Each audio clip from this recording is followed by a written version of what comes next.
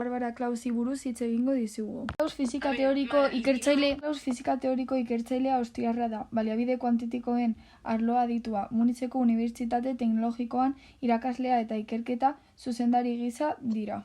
Garrantzitsuak, Barbara Klausek ekarpen teoriko oso garrantzitsuak egin du, entangling mota desberdinak saikatzeko metodoa garatu du, sistema kuantiko konplexuen kontrola eta manipulazio hobeto ulertzen lagundu du bere lanek konputazio kuantikoaren oinarriak sendotu dituzte. Ekarpen hauek oso baliotsuak dira, fisika kuantikoa ez baita intuizioekin ulertzen den arloa eta teoria sendoa behar du.